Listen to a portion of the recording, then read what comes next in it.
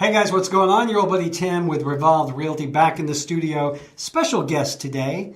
It's not Zach. You'll notice there's no facial hair, and it's not Chelsea. So, John Roberts with the Builders Association is with us. How are you, buddy? Doing well. How are you, Tim? I'm doing good. Thanks for coming out and spending some time with us. Thanks for having me. John and I met at, a career day at Bob Jones? Forum where we spoke to English classes throughout the day. Well, you spoke to them. They looked at me like I had two heads. I think I'm a millennial, so they can relate to me. They're like, okay, there's a young guy. I'll listen to him. And who's the grandpa? So, were you there when the guy yawned?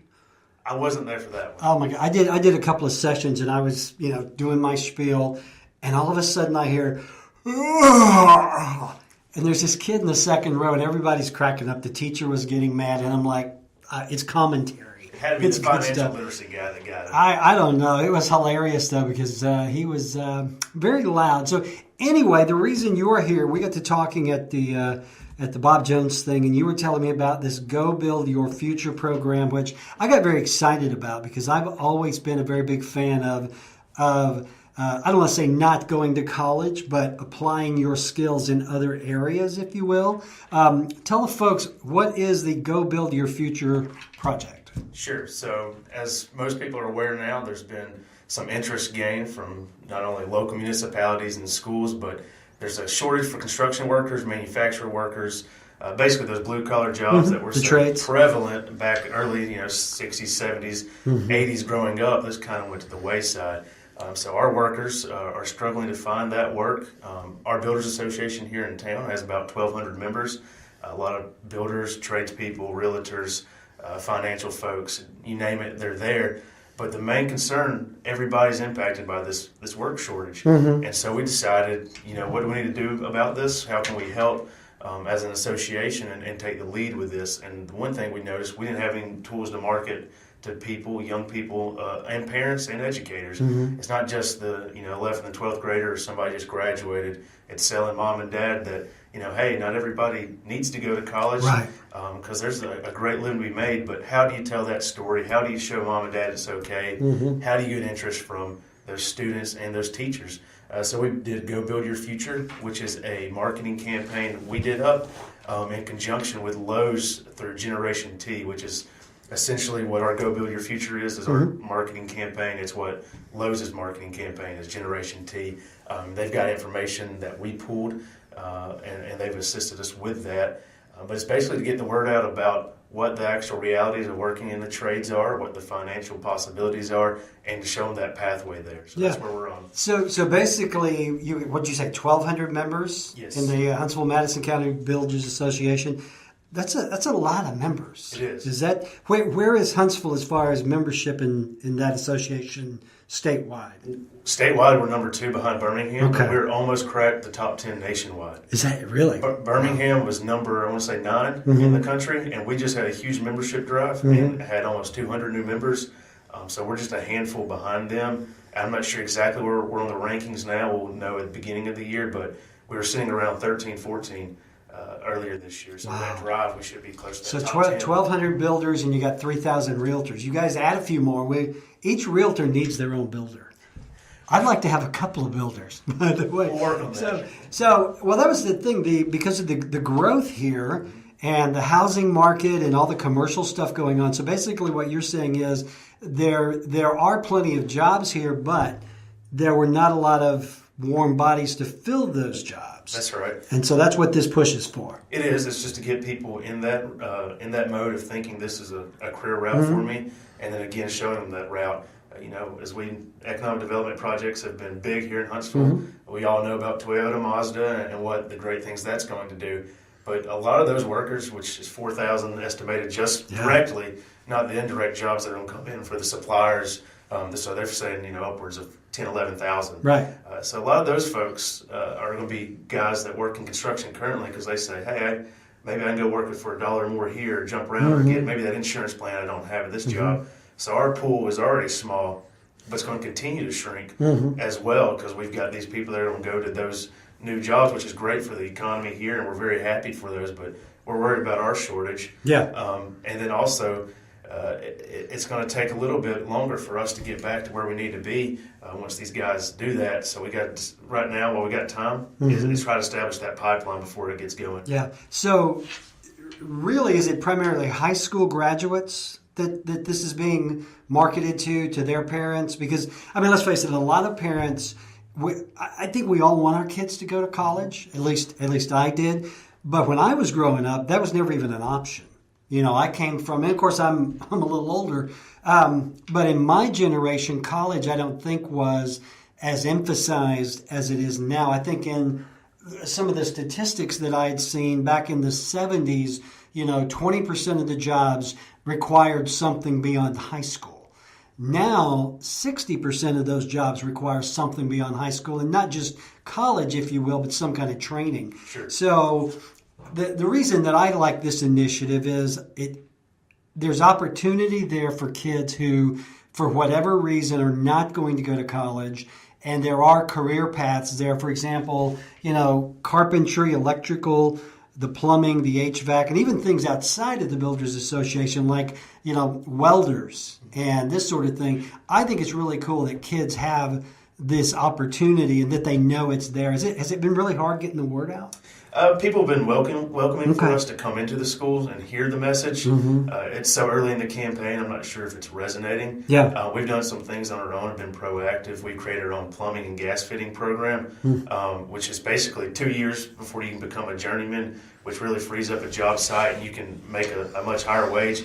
Our program, if they're working full-time, and then go at night, which is once a week for 4 hours, then cut down that 2-year time to 1 year to become a journeyman. Yeah. So we've been proactive and seeing results immediately with that.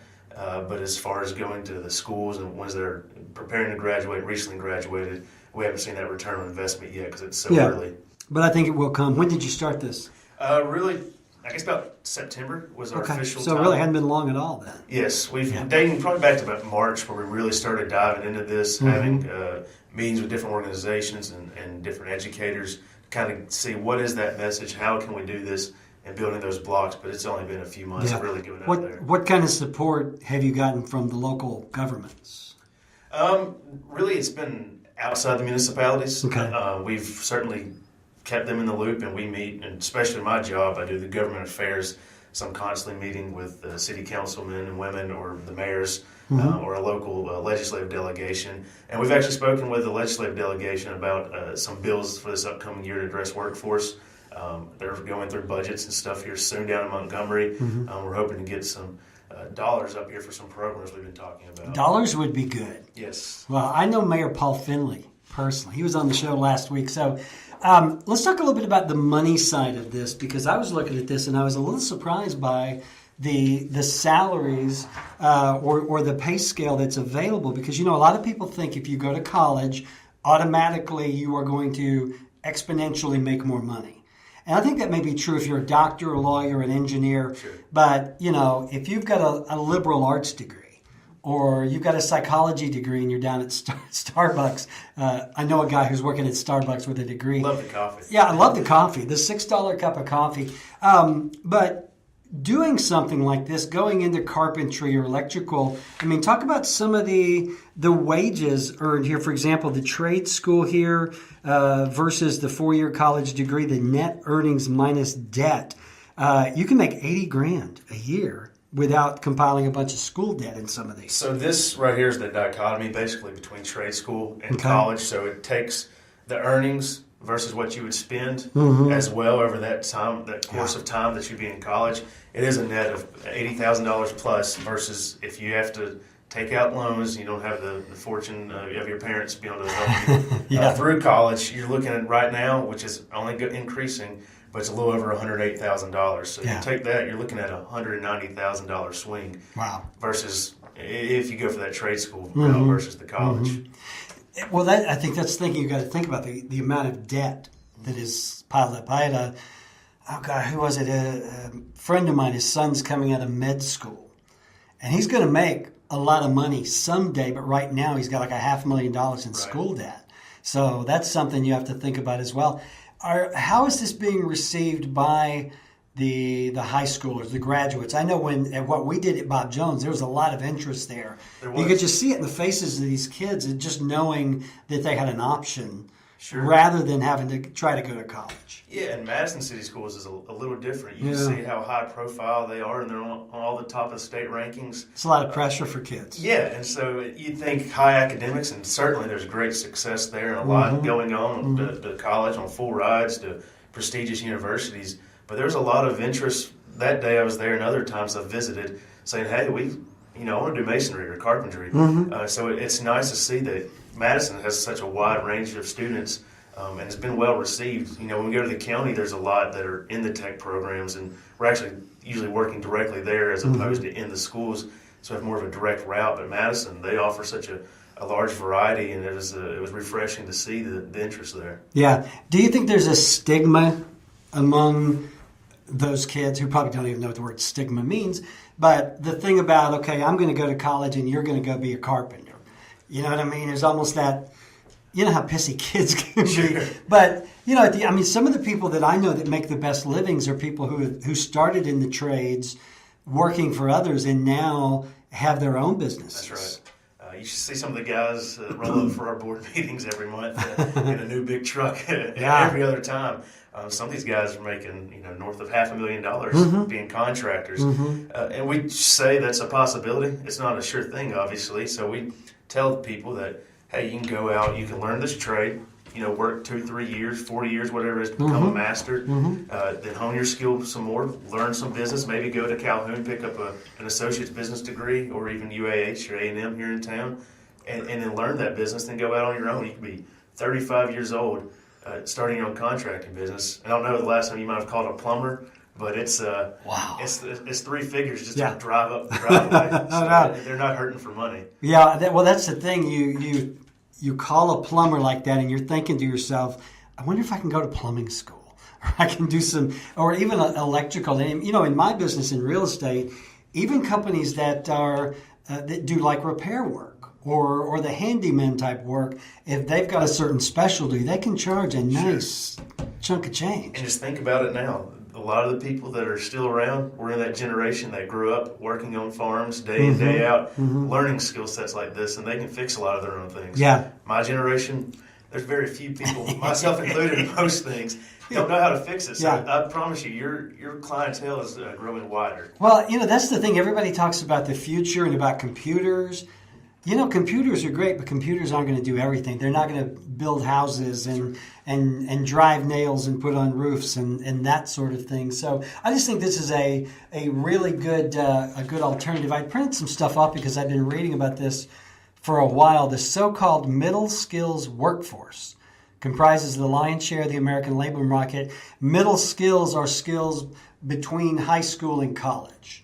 So really, that's kind of what we're talking about is getting these skills. Let's talk about the Builders Association. You guys have 1,200 members. How are things going?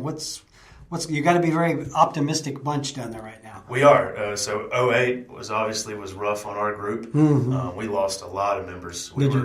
I can't remember the exact numbers. It was statewide we lost, but it was 4,000 or 5,000 plus. Were these going under or going out of business rather? People going out of business, not having enough work, not being able to just participate. So things have took a dive there, and they said I wasn't here in 2008 when that happened, but they've said about the past 2 years they've really seen the uptick, and we're seeing it up here first before anybody else, just because of the economy we have here in the hundreds of millions of dollars that are pumped in from the federal government. So we're a little more immune to that kind of that thing.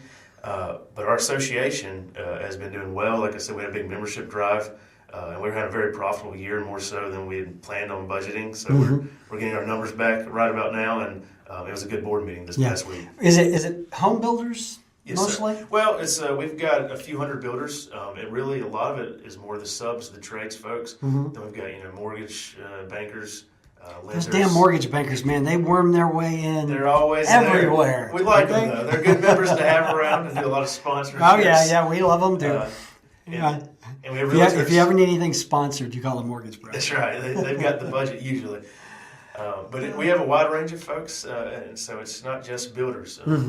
But that's certainly who we serve, and a lot of the policy that I deal with surrounds the direct builder. But there's a lot more to it than just builders. You came out of politics? Yeah, so my background was that. So I got my undergrad and master's degree in political related degrees, and worked up on Capitol Hill for a summer. Did some down in Montgomery. Worked here locally for Mayor Battle. And Senator Shelby's field office here. So I've kind of had a political itch for a long time, since I was little, really. Yeah. But I've had a nice, I guess, unique perspective, and a lot of opportunity early to see the political process, and it really has proved beneficial in this role because, they see builders in blue jeans and shirts, and that's how it is, but there's so much regulation and policy that goes into a house, and just having some of those relationships and background has been very helpful. You and I talked earlier about getting the builder's license. I have a friend that's going through that process. Talk a little bit about that process. And we don't have to go in it really deeply, but in order to get the builder's license and join the Builders Association, what's required? I know there's a state license. There is a state license to become a builder. It's essentially you can go pass the test on your own and study for it. It's an in-depth test. It's not something you can just say, hey, I want to be a builder, go take the test and pass. It's a lot of builder jargon in there. That's a lot of concepts to understand, and it's usually better to have worked, on the job, or taking classes at a university for that. Yeah, I mean, there's more to being a builder than buying some tools and saying I'm going to be a builder. It really is kind of involved. So, I love this program, and I love, now, is this something you're doing throughout Madison County, or what's the geography? It is. Our focus is in the three different public school systems here, Madison County, City of Madison, and Huntsville. We've got a little bit different going on in each one of those. Right now, it has been more working these career fairs, going and speaking to groups of students. I've spoken to a few hundred at a time, or a group like us, about 30 or 40, and I've even sat down with individuals one-on-one saying, hey, because they expressed interest, or their career coach expressed interest to me that they wanted this career, and say, what career path would you like, and who do you want to work for? Because they'll take anybody that can pass a drug test, has a driver's license, and can show up. If you do those three things in construction and be above age 18, then you can have a job. Well, what's really frightening is how few people are able to do all those things. Stay sober, kids. Yes. Show up. Do the work. What is the career path then? If I have a son or daughter, either one, who doesn't really want to go to college, but they are interested in working with their hands, what is the career path? How do I guide them into something like the carpentry or the plumbing? What's the path? There's some options at Calhoun and Drake that have those classes there. Some of them are degrees, some of them are certificates, short term. But a lot of it is apprenticeship programs. There's apprenticeship programs. I know ABC, they're similar to us, but do commercial work, have an apprenticeship program that they've had about 170 going through right now. We've got our program, but really it would be, if you want to get involved immediately, would be reach out to the Home Builders Association or ABC. What is ABC? Is the Association of Builders and Contractors, and AGC is General Contractors, similar work. But you could go to any one of those three associations. Pick us first, please. But we'd be happy to get you set up with somebody to get that hands-on experience, to get set up, and then they would usually, if there's opportunity, they would provide that financial support to send you to set up classes to get extra training. Yeah, I think it's great. Like I said, I think everybody, if you don't have a son and daughter, you know someone who does, who, graduating high school, I mean, hell, I didn't know what I wanted to do at 17. I'm 57, and I don't know what I want to do when I grow up. I just hope it doesn't involve ties. But to have this sort of option, I think, is really good, because college is great, but not everyone is cut out to go to college. So, unlike you, who have how many degrees? 2. I would have gotten more if it was applicable. I loved college football, and went to Alabama, so I wanted to stick around as long as possible. Roll Tide. All right, let's go off topic here. Who's your favorite Alabama quarterback this year? Man, I'm a Tua guy. Tua guy? I love Jalen and have a world of respect, and I was at the SEC championship game, and that was... Were you? Probably the best sports moment I've witnessed in my lifetime. I was very proud of him, but Tua has got all the tools, the intangibles that you want in a guy, and so I hope he's healthy and ready to go. Yeah, my daughter went to that game, and she said the game sucked up until the last part, yes. and then it was really great. So, all right, John, so gobuildyourfuture.com is the website. They can go there and learn more. If they want to get in touch with you or the Home Builders Association, where do they go? They can go to the homebuildersal.com. Okay. That's the homebuildersal.com, or gobuildyourfuture.com. We'll link to our website. And you can find us there. We're on social media, Facebook, Twitter, Instagram, if you use those kind of things. Okay. And all of this information, I believe, is on the website. That's correct. All right, very good. Well, check this out. Like I said, if you're a young person watching this show, what's wrong with you? Why are you watching this show? Or you're the parent of one, or just, there are different career paths. Not everyone has to go to college, and I personally think this is a great way to do it. Very high on it. Sure So, thing. John, appreciate it, buddy. I appreciate it. Next time you do something really cool, come back. All right, we'll do. Thanks for having me. Talk to you soon.